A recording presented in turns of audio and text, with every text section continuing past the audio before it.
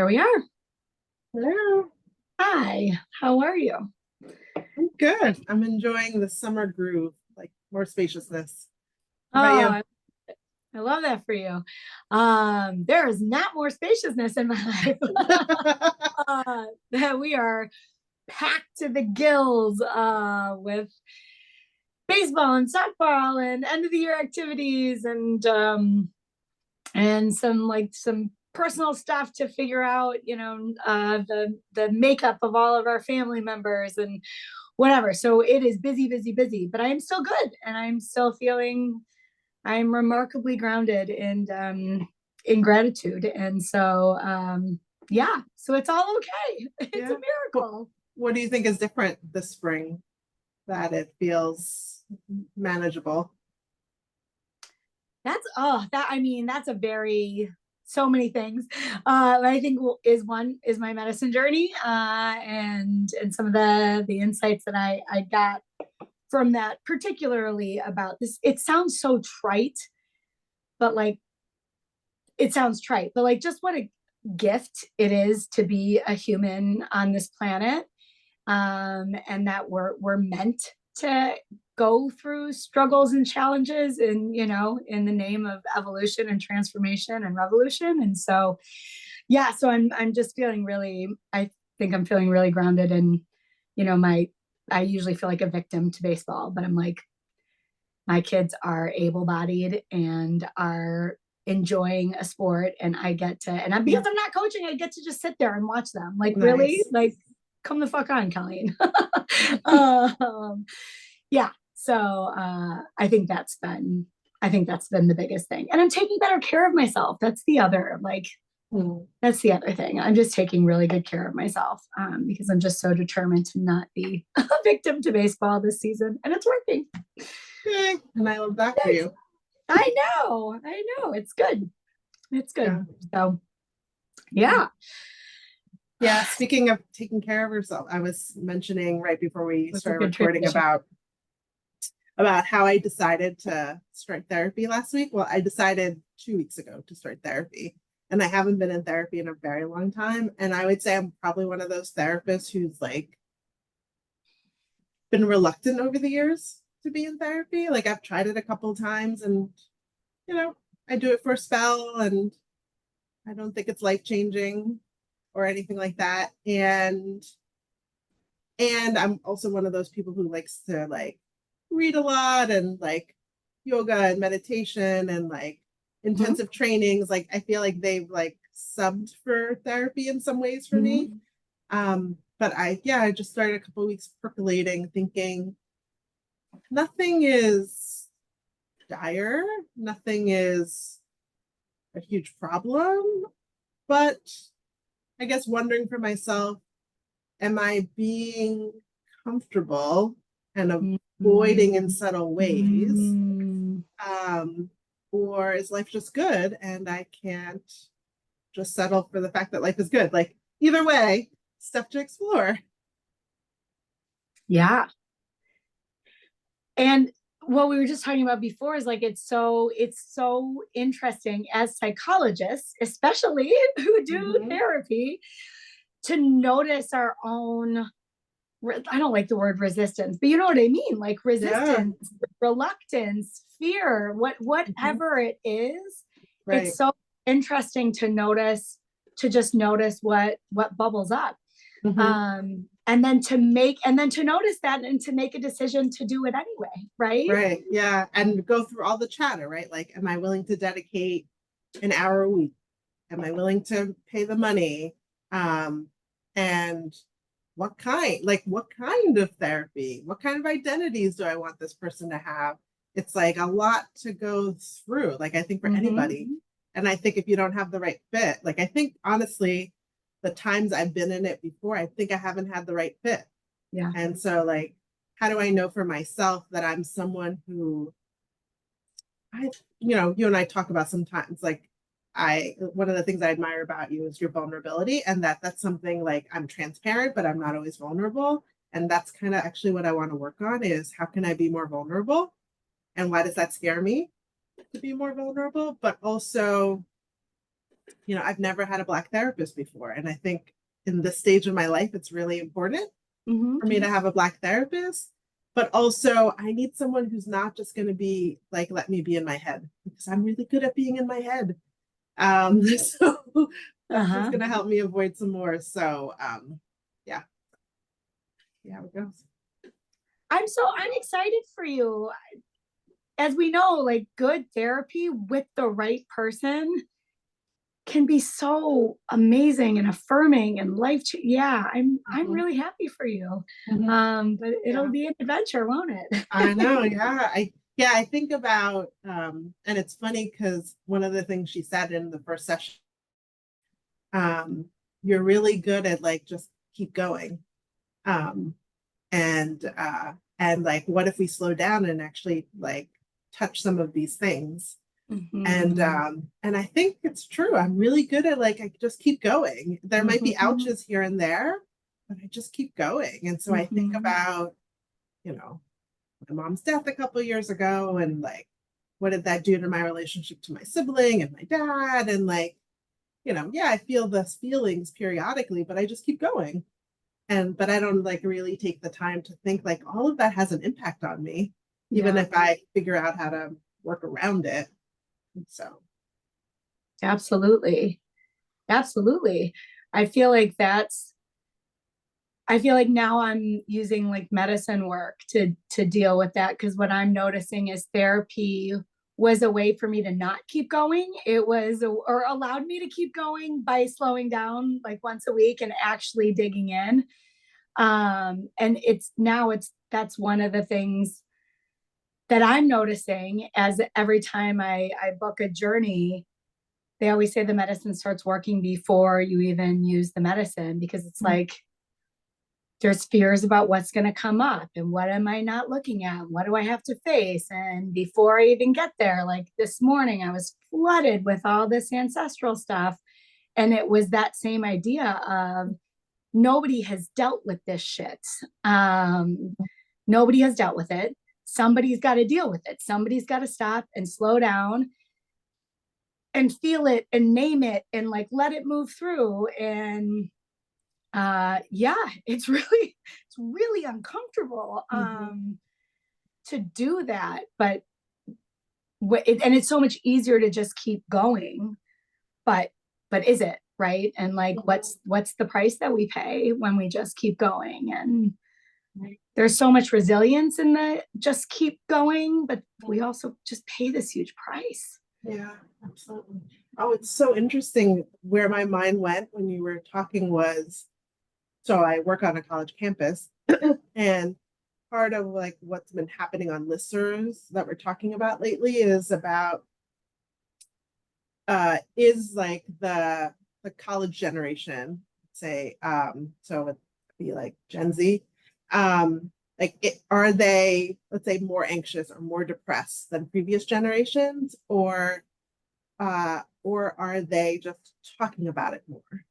Right. I imagine it's both, but I guess wondering what you think about this idea that almost like the pendulum has swung so much to the other side of people, I think younger generations maybe being more aware that they have emotional struggles or mental health struggles, and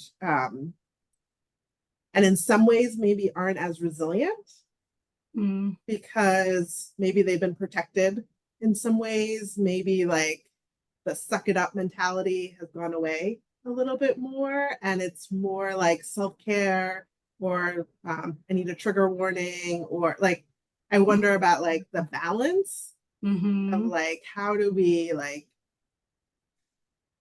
build confidence because we've dealt with hard stuff, but let's not move so much to the suck it up mentality that you're not feeling your feelings. And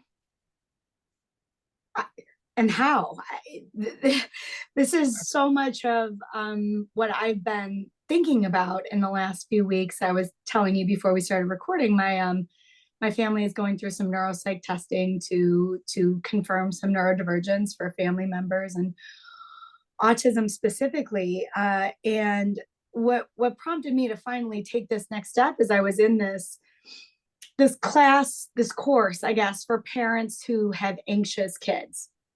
And it's this evidence-based 6-week model, whatever. Yep, yep. And I'm listening, and all of it is about exactly what you're talking about, right? How parents notice their kids' anxiety, they feel it too, they save them, they remove the obstacles, they remove the triggers, and that kids never quite learn that they're going to survive it, right? Mhm. And I could see areas where Nick and I do that,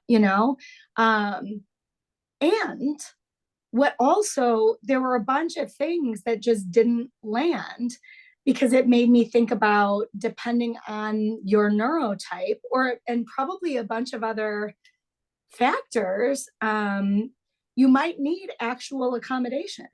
And how do we know when we're colluding Mm. and not allowing for that resilience building, versus actually providing a needed accommodation, which is exactly the thing that person needs Mm. to settle themselves so that they can do Right. the hard thing and carry on, right? Right. Yeah. Oh my God. I have no idea. Yeah, I have no idea. It feels very, very confusing, and right. And that's just about like my little family, but right, when we think about that on a larger level. Right. Yeah. Yeah. Absolutely.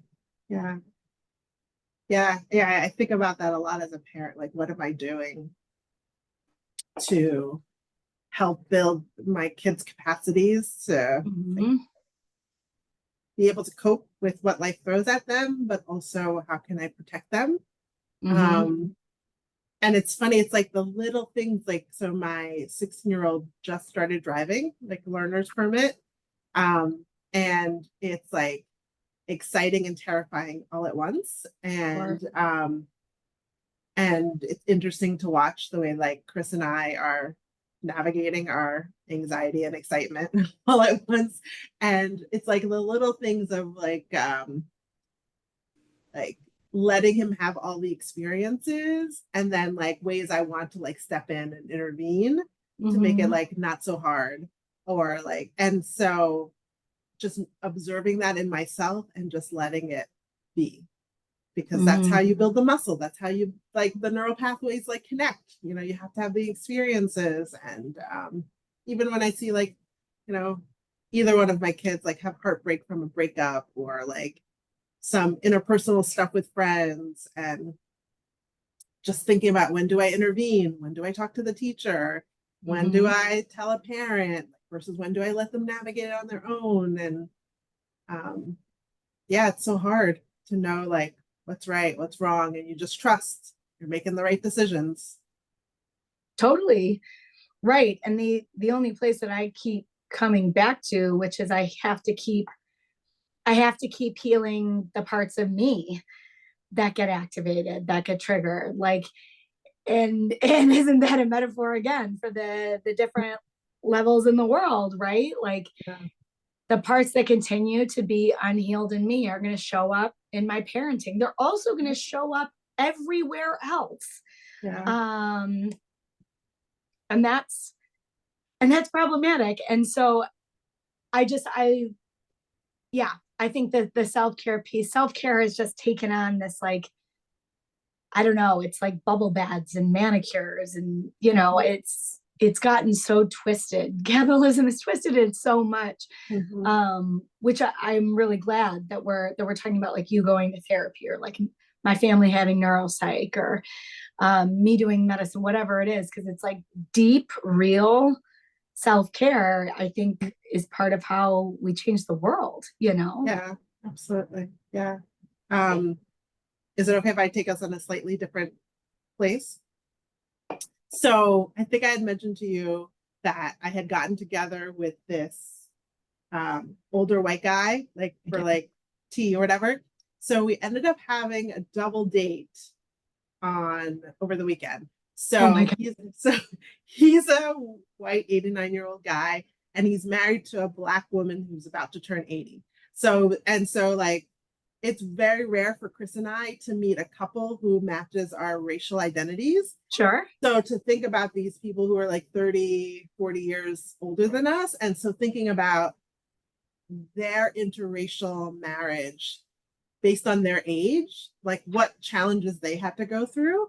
Mm-hmm. And I think about the challenges Chris and I have had to go through and how our families have been on that journey with us. And I think what was fascinating to watch, which is something I was reading this book by Ken Hardy last week called Racial Trauma. But one of the things I loved that he talked about in the book was like true inclusion is being able to bring our authentic racial selves into the room. And I think about where are the spaces I can bring my authentic racial self versus my white appeasing self. And so like hearing this woman, this older woman, Black woman, basically talk about how much she brings her white appeasing self to predominantly white spaces. And she was so lively in this conversation because basically Chris and I were supporting like everything she said. And so I just think about how I feel really good about the ways in which I have like grown to love my authentic racial self. And I wish that for everybody. Mm-hmm. And I think about how like therapy and other supports can be a pathway to that. Mm-hmm. But I think part of my season of my life is trying to I've been really interested in people of an older generation, like talking to them. I was talking to Chris's grandmother, who's going to be 95 later this year, German woman, and like she came to the US after World War II or right around World War II. And her father, who was Jewish, died in a concentration camp. And so like I was hearing some of her stories.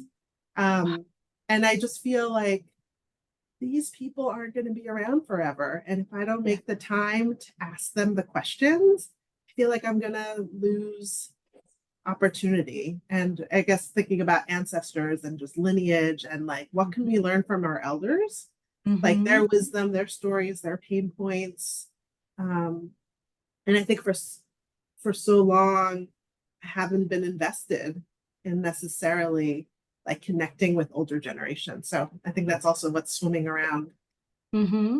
Now, I don't know if it's age or just time or just thinking more about ancestors in general, and then thinking about like who are elders, like they're still here. Mm-hmm.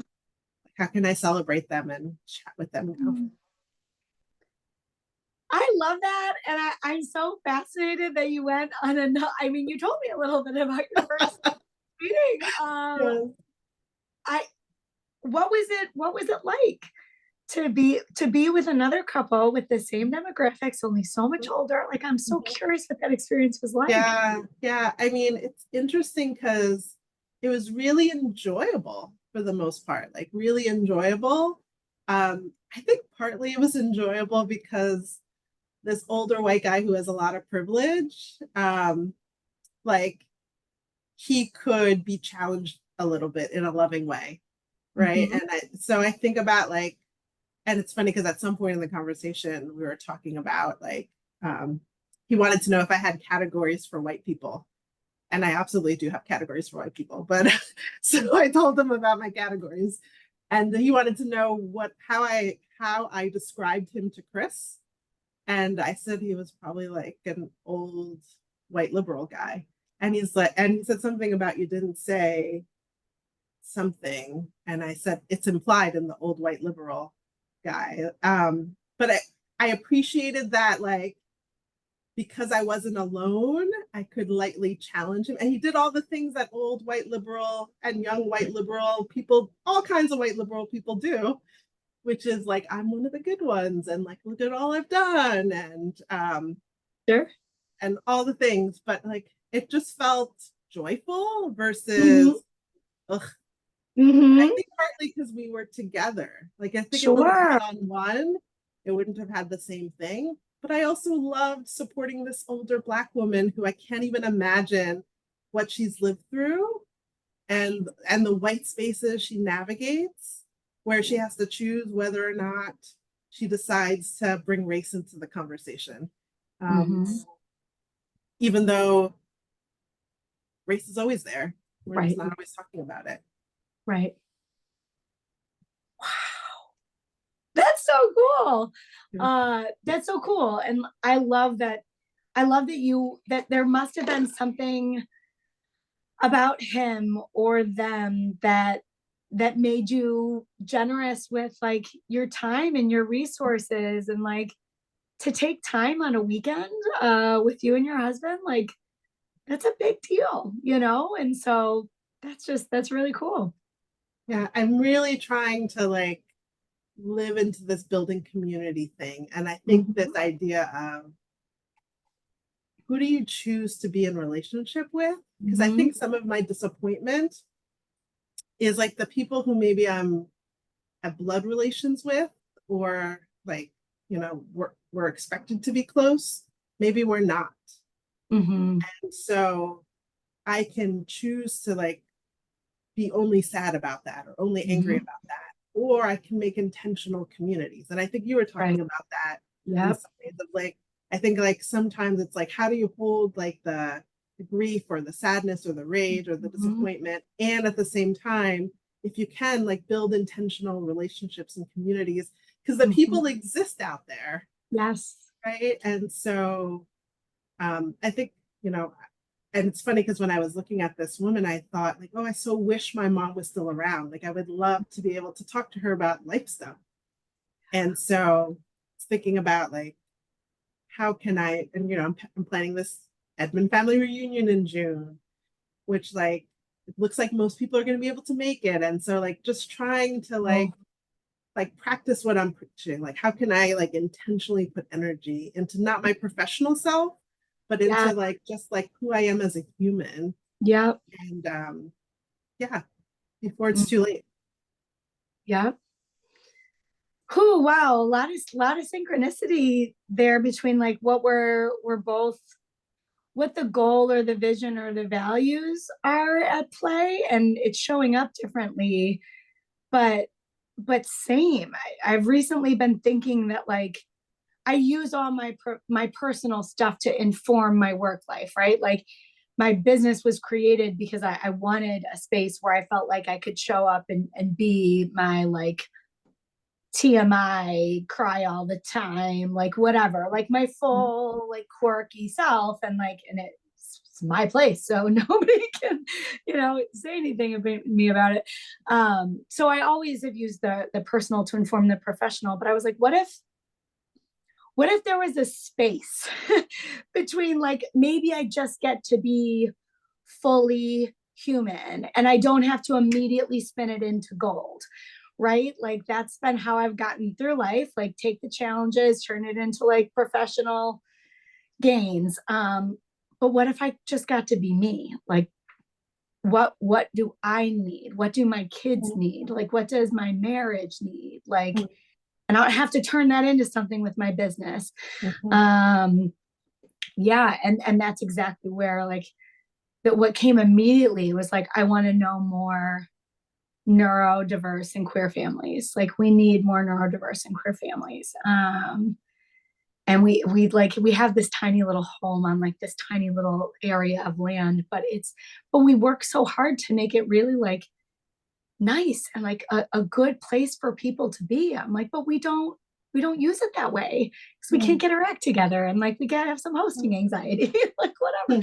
But it's like, what would it be like to fill our garage and our backyard and like our deck with people from who can walk here, who have kids our age, and like and every time I think about it, I like cry tears of happiness. So yeah, there's something really exciting about letting the work, letting the career, letting the professional stuff just like happen Mhm. rather than forcing it to happen.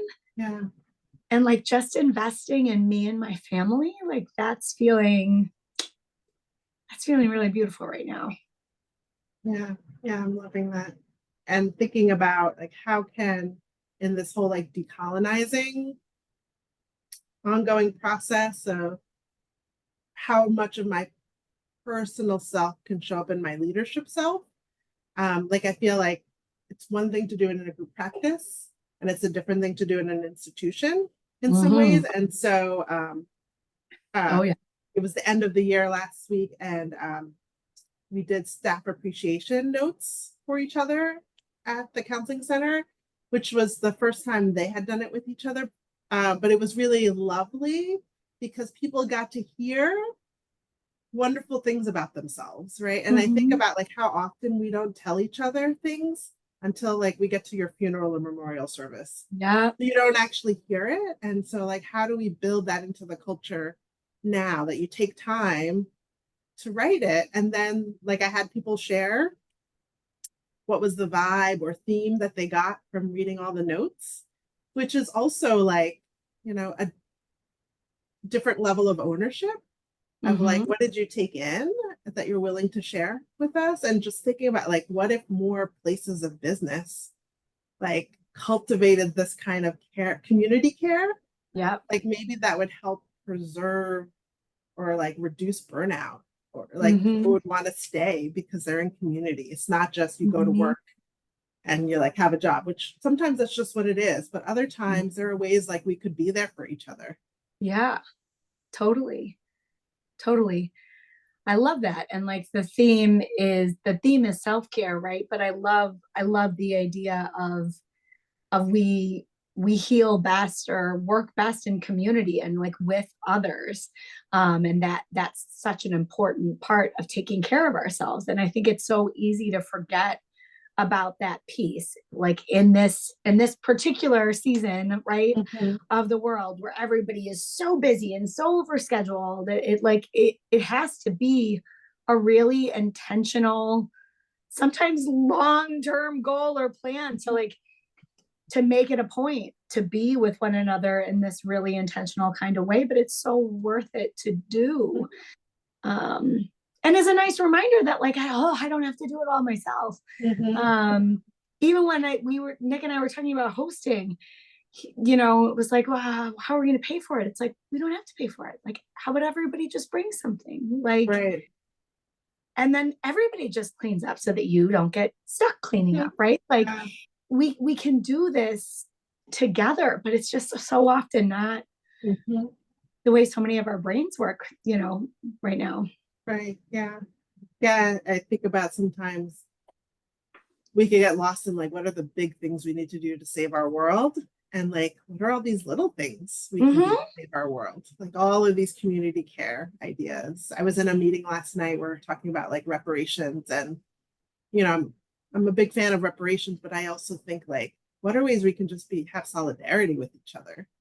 And like reparations can be like one version of that, but all the ways we can show up for each other, and take care of each other and have joy with each other, take care of each other when we're not doing well. Like I just think there's like all these ways we can carve out little bits of time to do that. Totally. 100%. And I was just, I'm going to get a little wonky on you. But I was watching this, there's this network called Gaia, Gaia. It's like this, like, it's primarily like spiritual, but they had this mini docu-series on ancient wisdom and now some of the modern research that supports ancient wisdom.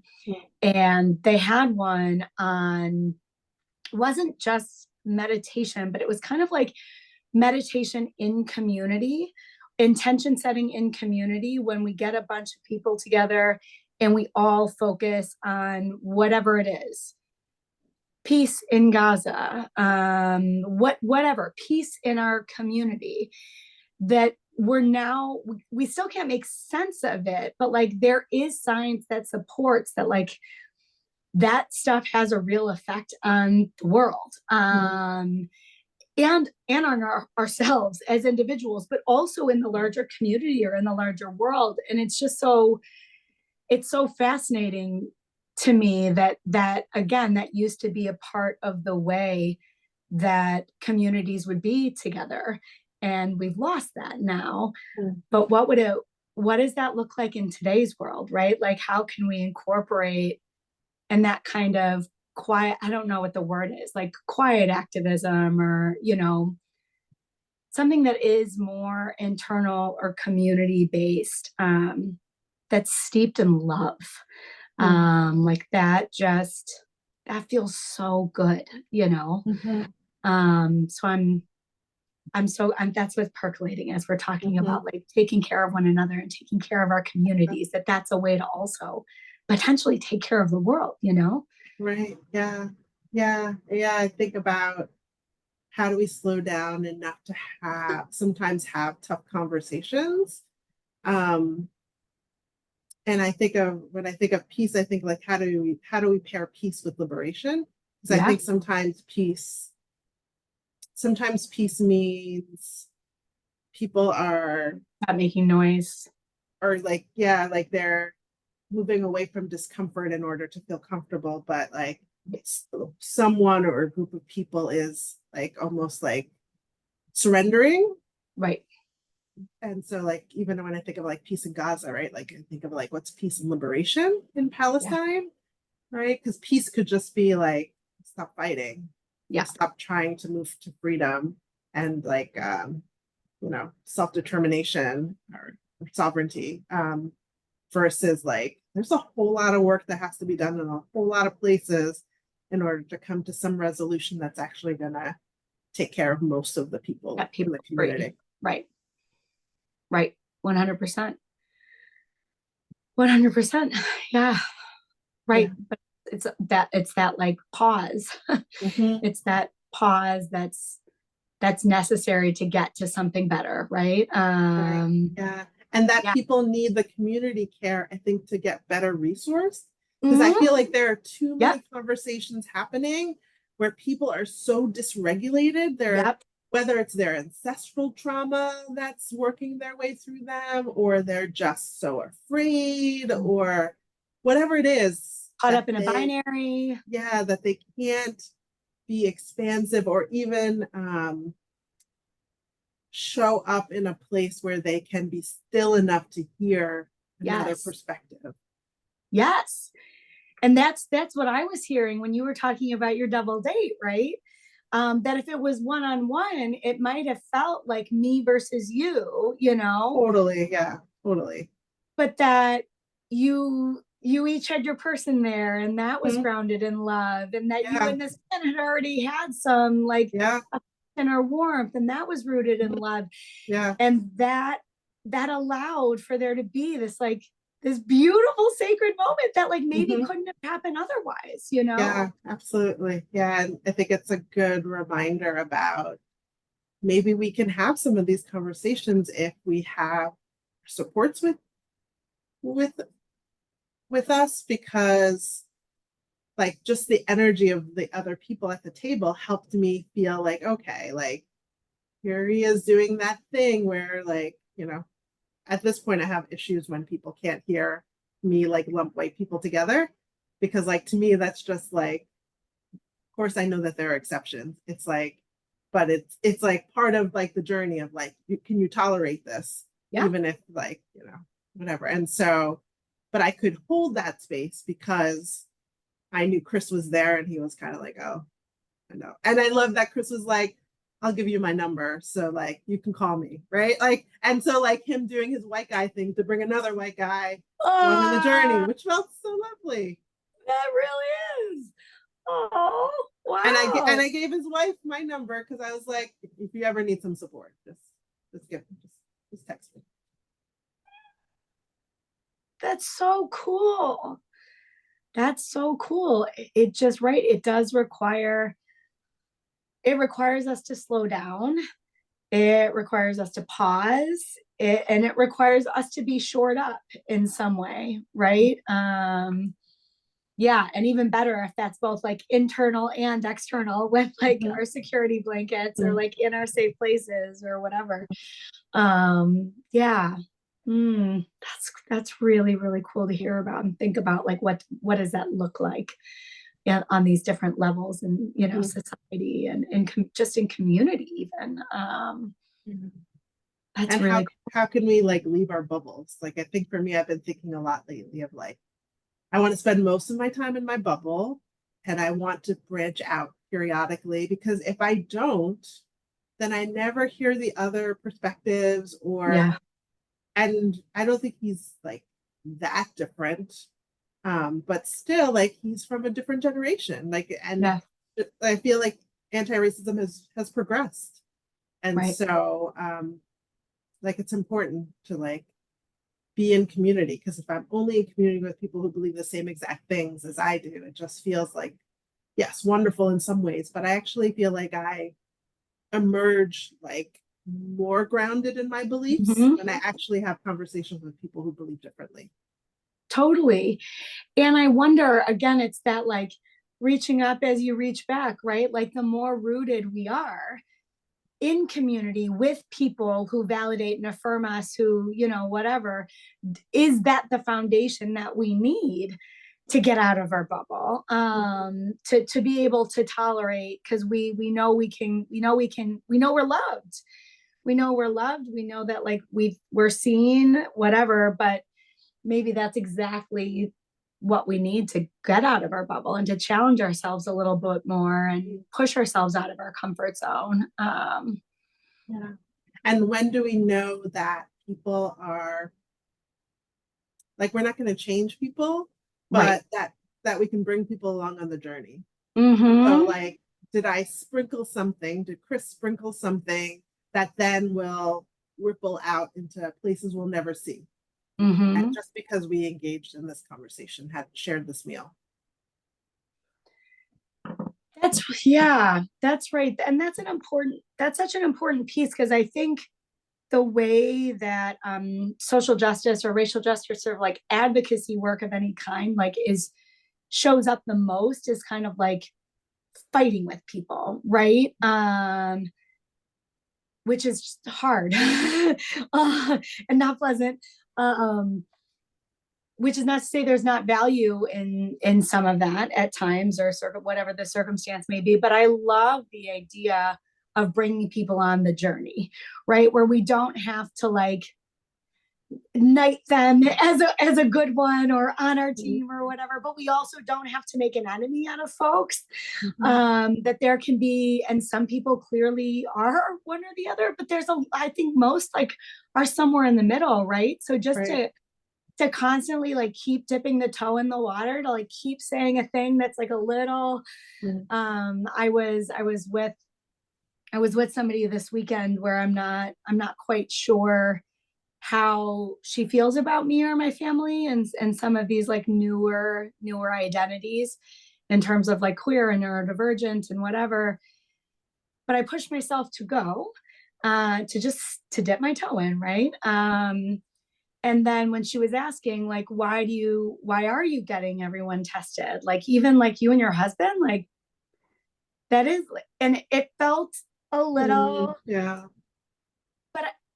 but I have grown in capacity, and I was able to just stay in a place of non major activation, at least. I wasn't totally activated enough to just share. I wasn't justifying, I wasn't rationalizing, I wasn't trying to convince her of anything. I just was sharing my experience. And by the end of it, I don't know, whatever, but she said, like, I get that. Like, okay, I get that. And it felt like, so that just is what came when you talked about planting Mm-hmm. seeds. It's like if we Yeah. can shore ourselves up enough internally, externally, like Right. then that's what allows us to keep planting seeds and Mm-hmm. doing something that feels a bit like a risk, because it's not going to, even if she's like, well, I think that's bullshit, it's like, well, that's okay.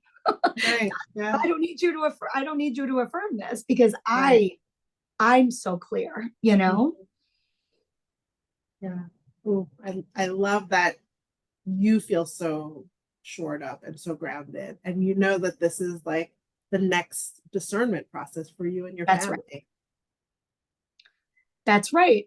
And thinking about what a journey it's been to get here, right? And like, and that can be, a metaphor or true for so many other things. Such a journey to get to a place where you do feel shored up, but you can only get there by like leaning in and, you Yeah. know, and doing the work, and that's not Yeah. always easy. Yeah. And I think that brings me full circle, right? Is that sometimes lately I've worried that I'm not leaning in. Like, Mm, oh, and so like that's something I really value about myself.